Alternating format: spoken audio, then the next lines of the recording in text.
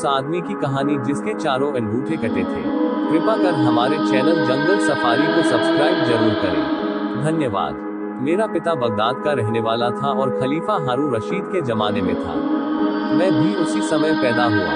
मेरा पिता यद्यपि धनवान तथा बड़े व्यापारियों में गिना जाता था, तथापि वह बहुत ही विलासी और व्यसनी था।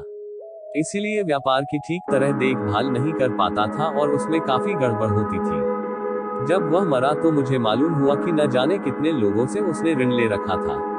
मुझे कठिनाई तो बहुत हुई, किंतु मैंने परिश्रम से व्यापार बढ़ाया और धीरे धीरे सारे ऋणदाताओं का रुपया वापस कर दिया।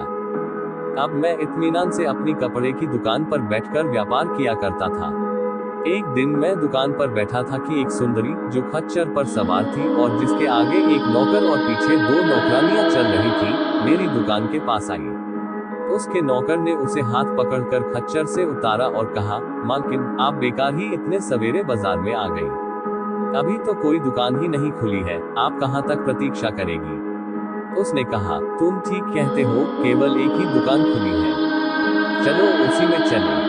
अतः वह मेरी दुकान पर आकर बैठ गई। उसने देखा कि मेरे और नौकर के अलावा कोई नहीं है, तो साफ हवा लेने के लिए नकाब थोड़ा सा उठाया। मैंने ऐसा रूप कभी नहीं देखा था। मैं ठगा सा टकटकी लगाकर उसे बराबर देखता रहा। उसने मेरी उत्कंठा देखकर पूरा नकाब उलट दिया और मैं जी भरकर उसके सौंदर्य का रसास्वादन करने लगा। कुछ ही देर में अन्य व्यापारी और ग्राहक आ गए और बाजार में भीड़ बढ़ गई, तो उसने नकाब फिर चेहरे पर डाल दिया। उसने मुझसे कहा, मैं जरी के कपड़े खरीदना चाहती हूँ, आपके पास ऐसे थान हो तो दिखाए। मैंने कहा, मैं तो सादा थान बेचता हूँ, लेकिन आप कहें तो अन्य दुकानदारों के यहाँ से खुद आपके लिए अच्छे अच्छे थान ला दूँ। इससे आपका दुकान जाकर कपड़े देखने और खरीदने का कष्ट बच जाएगा। वह इस बात से बहुत प्रसन्न हुई और देर तक मुझसे इधर उधर की बातें करती रही। कुछ देर बाद मैं कई दुकानों में गया और बहुत से जरी के थान मैंने उस स्त्री के आगे लाकर रख दिए। उसने उसमें कुछ थान पसंद किए। उनका मूल्य 24,750 मुद्राएं था। उसने ये दाम मंजूर कर लिया और मैंने थान उसके सेवक को दे दिए। उस स्त्री ने विदा ली। मैं उसके सौंदर्य के मोह में इतना किंकर्तव्य विमूढ़ हो गया था कि उससे थानों का मूल्य मांगा ही नहीं और उसने भी नहीं दिया। मैंने उससे ये भी नहीं पूछा कि तुम रहती कहाँ हो। मुझे फिक्र हुई कि उससे रुपया न मिला तो मैं ये 25,000 कहाँ से भरूंगा। दुकानदारों को दिलासा दे दिया कि मैं उस स्त्री को जानता हूँ और दाम मिल जाएंगे। लेकिन रात भर चिंता में मुझे नींद न आई।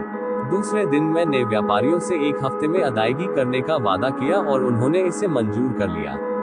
1 हफ्ते तक भी उस स्त्री का पता नहीं लगा। 8वें दिन वह सुंदरी उसी खच्चर पर उन्हीं सेवकों के साथ मेरी दुकान पर आई और बोली, तुम रुपए लेने क्यों नहीं आए? अब मुझे खुद इन्हें लेकर आना पड़ा। अब मैं सारा पैसा ले आई हूँ। सर्राफ से परखवा लो कि सिक्के ठीक हैं या नहीं। मैंने सर्राफ को दिखाया तो सब सिक्के खरे निकले। वह सुंदरी देर तक मुझसे बातें करती रही और बातचीत से मालूम हुआ कि वह बहुत बुद्धिमती है। मैंने वस्त्र व्यापारियों को बुलाकर उनका रुपया दे दिया। वे सब बड़े प्रसन्न हुए और मेरे व्यवहार से बाजार में मेरी साख बढ़ गई। उस सुंदरी ने कई और थान मांगे और मैंने व्यापारियों से लाकर उसे दे दिए, लेकिन फिर भी न उसका नाम पूछा न निवास स्थान। उसके जाने के बाद फिर सोचने लगा कि एक बार तो वह रुपए दे गई, अब अगर न दिए तो मैं बर्बाद हो जाऊंगा। फिर सोचता कि यह असंभव है कि वह धोखा करे, वह तो मेरे शील की परीक्षा ले रही है। उसे मेरे हानि लाभ और प्रतिष्ठा का ख्याल जरूर होगा। वह तो जानती ही है कि मेरी साख पर ही व्यापारियों ने कपड़े के थान दिए हैं। कभी मुझे अपनी संभावित हानि का ध्यान आता और कभी उसके सौंदर्य का ध्यान करके सारा दुख भूल जाता।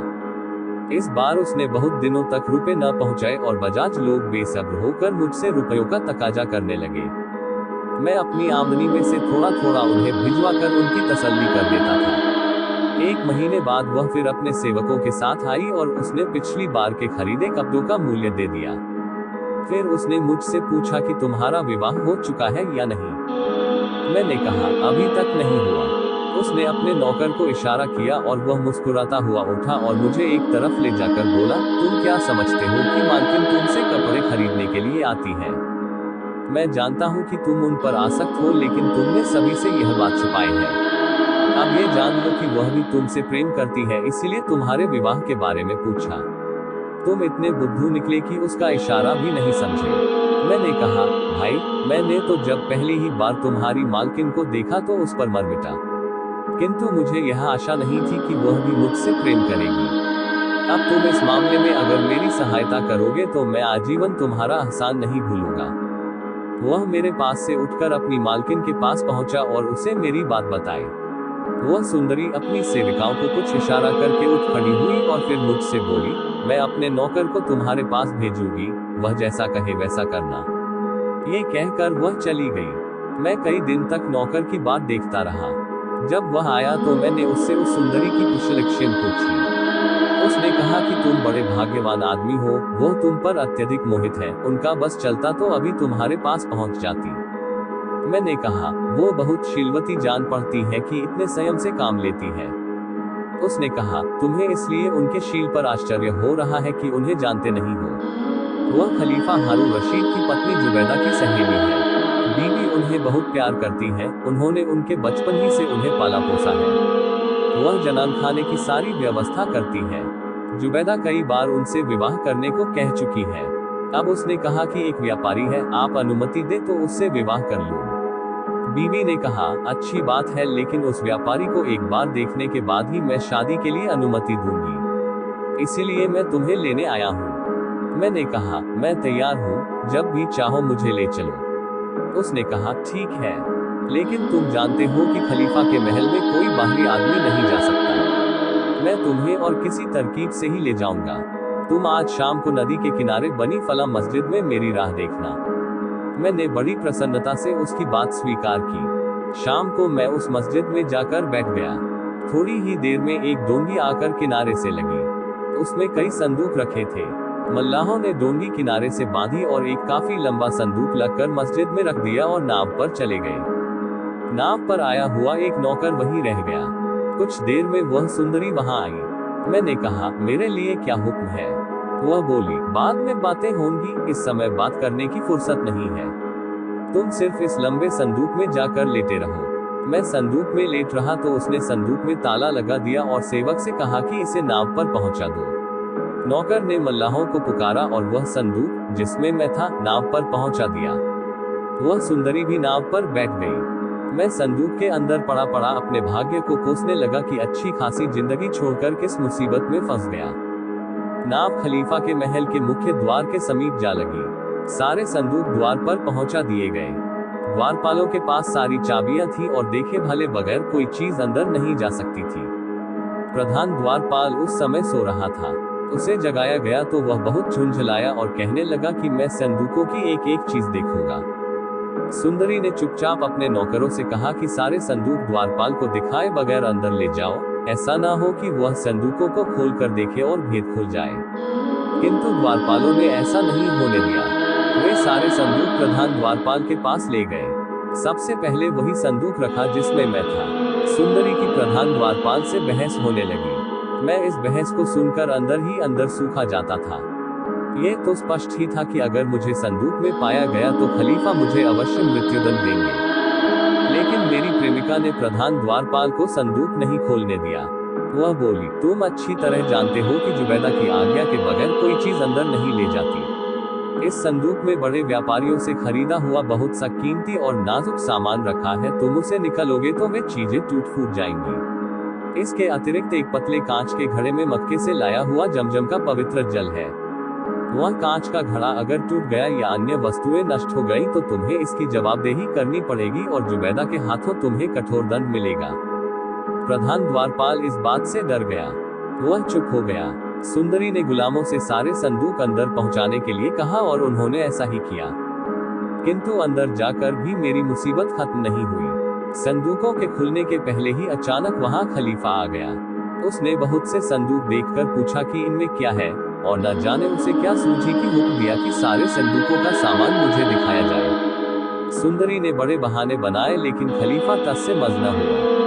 विशतः उसने एक एक संदूक खोलकर दिखाना शुरू किया। मेरा संदूक इस आशा में आखिर तक डटा रहा और उसने अंतिम संदूक, जिसमें मैं बंद था, खोलकर दिखाने का आदेश दिया। मित्रों, आप लोग सोच सकते हैं कि उस समय भय से मेरी क्या दशा हुई होगी। अगर कोई मुझे काटता तो बदन से खून न निकलता, किंतु उस सुंदरी ने बड़ी समझदारी से काम लिया। उसने हाथ जोड़कर कहा, सरकार, इस संदूक के खुलवाने का आग्रह न करें। इसमें जुबैदा के काम की खास चीजें हैं। जुबैदा की अनुमति के बगैर मैं इसे नहीं खोल सकती। खलीफा ने हंसकर कहा, अच्छा फिर न खोल इसे। और यह कहकर वह चला गया। मेरी जान में जान आई। सुंदरी ने सेवकों से सारे संदूक अपने निवास कक्ष में पहुंचवाए। जब सारे नौकर चले गए तो उसने मेरा संदूक खोला और मुझे एक जीना दिखाकर कहा कि ऊपर के कमरे में बैठो, मैं थोड़ी ही देर में आऊंगी। मैं ऊपर गया तो उसने जीने का ताला लगा दिया। ताला लगाए 2 क्षण भी नहीं हुए थे कि खलीफा फिर वहां आ गया और उसी संदूक पर बैठकर उस स्त्री से बहुत देर तक नगर के बारे में पूछताछ करने लगा।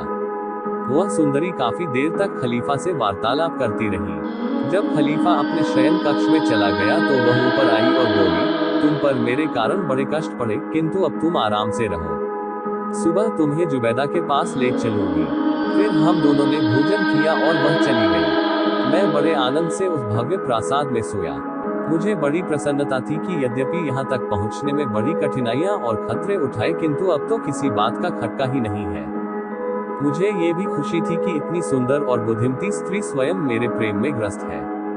सुबह वह मेरे पास आई और मुझसे बोली कि चलो मैं तुम्हें जुबैदा के पास ले चलती हूँ। इसके साथ उसने मुझे खलीफा की पत्नी से बातचीत और व्यवहार करने के तौर तरीके भी बताए।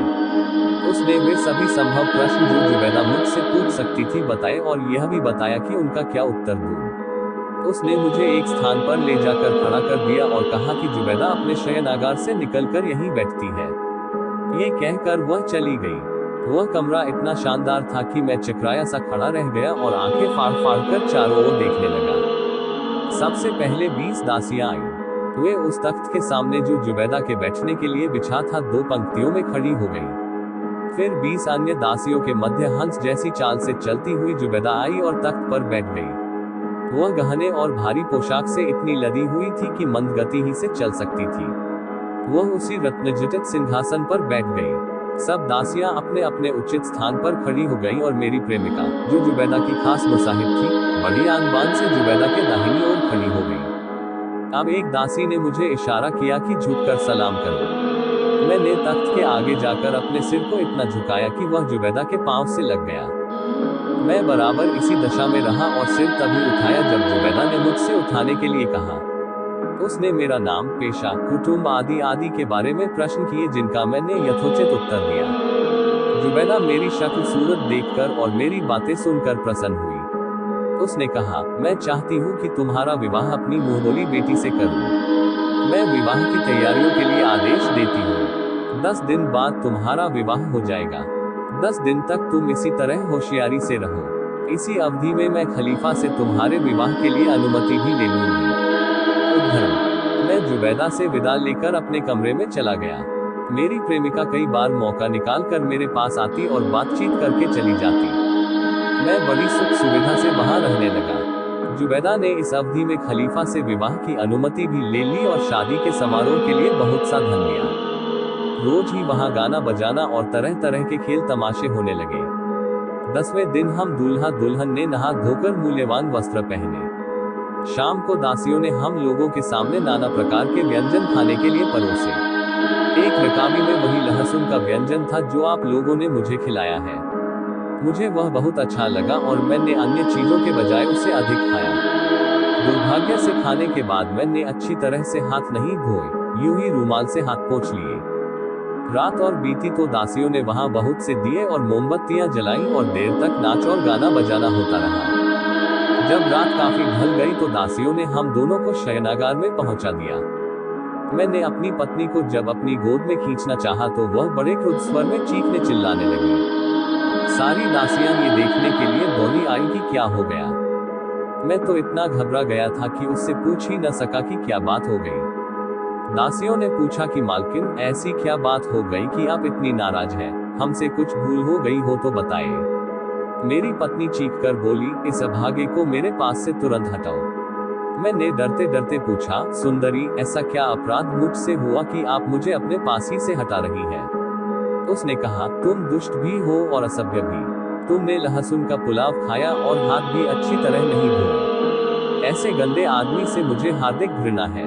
तुम्हारे हाथों की बदबू से अभी तक मेरा दिमाग फटा जा रहा है। ये कहकर उसने दासियों को आज्ञा दी कि मुझे जमीन पर गिराकर दबाए रहे। दासियों ने ऐसा ही किया।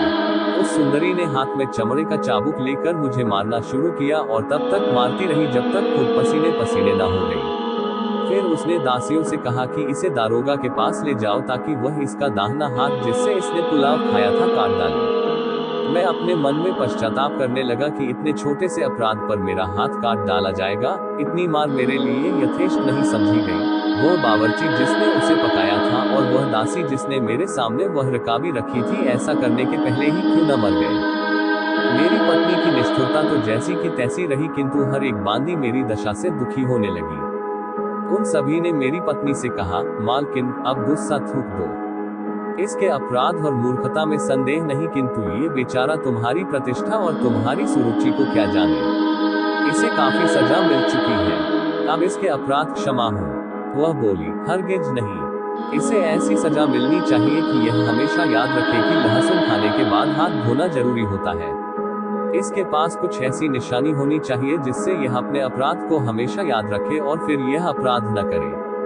दासियों ने फिर एक स्वर से अनुनय की विनय की तो वह चुप हो रही और उस कमरे से उठकर चली गई। सारी दासियां भी उसके पीछे चली गईं। मुझे उसी कमरे में बंद कर दिया। 10 दिन तक मैं वहीं बंद रहा। कोई दासी या नौकर चाकर मेरी पत्नी के क्रोध से डर से मेरे पास फटकता भी नहीं था। सिर्फ एक बुढ़िया दिन में 2 बार आकर खाने पीने के लिए मुझे कुछ दे जाती थी। एक दिन उससे मैंने अपनी पत्नी का हाल पूछा। उसने कहा, वह तो बीमार पड़ी है। तुम्हारे हाथ की लहसुन की बदबू उससे बर्दाश्त नहीं हुई। तुमने लहसुन का पुलाव खाकर हाथ क्यों नहीं धोए? मैंने कहा, अब तो जो हो गया वह हो ही गया। मैं सोचने लगा कि इन स्त्रियों की नजाकत की भी हद नहीं है और क्रोध की भी। फिर भी आश्चर्य ये था कि मेरे मन से उसका प्रेम न गया और मैं उसकी एक झलक पाने के लिए तड़पने लगा। 10 दिन बाद बुढ़िया ने बताया, तुम्हारी पत्नी स्वस्थ हो गई और नहाने के लिए हम्माम को गई है। उसने कहा कि स्नान के बाद वह यहाँ आएगी। शायद आज ना आ सके लेकिन कल जरूर आएगी। दूसरे दिन वह मेरे पास आई, किंतु उसका क्रोध शांत न हुआ था। वह बोली कि मैं तुझे प्यार करने को नहीं, दंड देने को आई हूँ। ये कहकर उसने फिर दासियों को आज्ञा दी कि मुझे जमीन पर गिरा दे। उन्होंने मुझे जमीन पर गिराकर मुझे अच्छी तरह दबा रखा और मेरी निर्दयी पत्नी ने छुरी लेकर मेरे दोनों हाथों और दोनों पांवों के अंगूठे काट डाले। एक दासी ने तुरंत ही किसी विशेष वृक्ष की पिसी हुई जड़ मेरे घावों पर लगा दी, जिससे खून बहना बंद होगा, किंतु पीड़ा के कारण मैं अचेत हो गया। जब मुझे होश आया तो उन्होंने मुझे थोड़ी मदिरा पिलाई, जिससे मेरे शरीर में शक्ति आ गई। मुझे फिर भी अपनी पत्नी की खुशामद करनी ही थी, क्योंकि उसकी कृपा के बगैर मेरी जान न बचती। मैंने उससे कहा कि अब मैं कभी ऐसा दुर्गंधयुक्त भोजन नहीं करूंगा, और करूंगा भी तो 140 बार हाथ धोऊंगा। उसने कहा, फिर मैं भी उस कष्ट को जो तुम्हारे कारण मुझे हुआ है भूल जाऊंगी। अतः हम लोग आनंद पूर्वक पति पत्नी की तरह रहने लगे। किंतु मुझे ये बड़ा कष्ट था कि शाही महल में मुझे छुपकर रहना पड़ता था। मेरी पत्नी मेरे कहे बगैर ही मेरे दुख को समझ गई और उसने एक दिन जुबैदा से यह बात कही तो उसने मेरे अलग घर में रहने के लिए 50,000 अशर्फियां दी। मेरी पत्नी ने मुझे 10,000 अशर्फी देकर कहा कि नगर में कोई अच्छा मकान खरीद लो ताकि हम वहां रहें। मैंने शहर में एक अच्छा मकान खरीदकर उसे बहुमूल्य वस्तुओं से सजाया और कुछ दास दासियां भी मोल ली। हम दोनों सुखपूर्वक रहने लगे, किंतु कुछ समय के बाद ही मेरी पत्नी बीमार होकर मर गई। मैंने दूसरा विवाह किया। कुछ दिनों के बाद वह स्त्री भी मर गई। फिर मैंने तीसरा विवाह किया, किंतु मेरी तीसरी पत्नी भी काल कवलित हो गई। मैंने विचार किया कि यह घर ही मनहूस है, इसमें रहना नहीं चाहिए। इसके अलावा लगातार 3 पत्नियों की मृत्यु से मैं खिन्न भी था। इसलिए मैं मकान को बेच बाच कर देश विदेश के व्यापार को निकला। पहले